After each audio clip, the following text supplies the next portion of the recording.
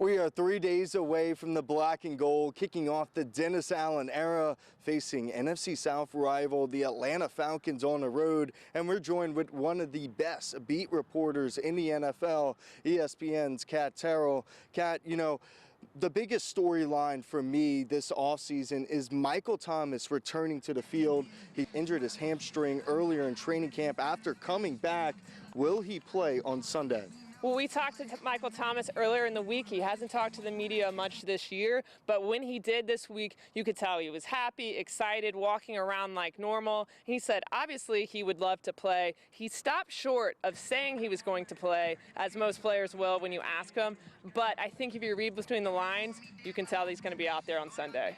Jameis Winston's going to be on the field as well. But how does J-Bo look? You know, he had the season-ending injury last year, the MCL and the ACL, and then he had a little foot injury during camp. How does he look? Do you feel like he's 100% and fully comfortable back there?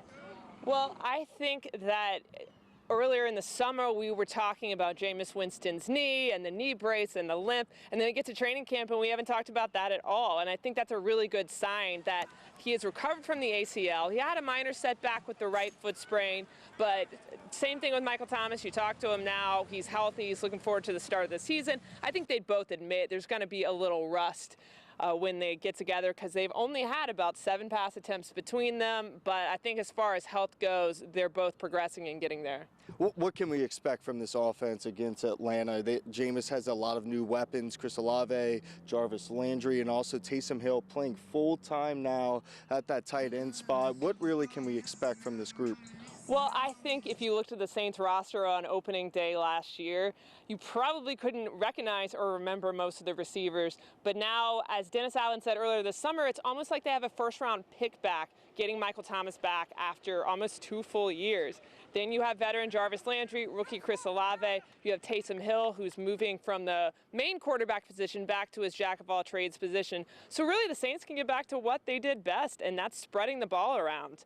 They weren't really able to do that last year. They had to rely a little too much on Alvin Kamara. I don't think that would be the case this year. And defensively, this unit's been top 5 in the NFL the past 2 years. We all know how good the defensive line's going to be, the linebacking core. But what can you tell us about the secondary? Will Adebo play? And kind of who will be the nickel and kind of some of the backups that will see a lot of playing time? Well, I think that Marcus May will play this weekend, even though Dennis Allen didn't want to answer that question, but I think that was more of a not wanting to, tell his competition what was going on. If Paulson Adebo does not play, they have a couple of options. They can either put Bradley Roby outside in his spot or move Roby inside. I think that Roby will eventually be C.J. Gardner-Johnson's replacement inside, but for now, expect either him or rookie Alontae Taylor outside and maybe P.J. Williams inside. Now to the Saints' opponent, the Atlanta Falcons. On paper, they look like they're going to be drafting in the top 5 this year. Not a whole lot. They got Marcus Mariota as their quarterback. They lost Calvin Ridley to a 1-year suspension. What do you see out of them in this matchup?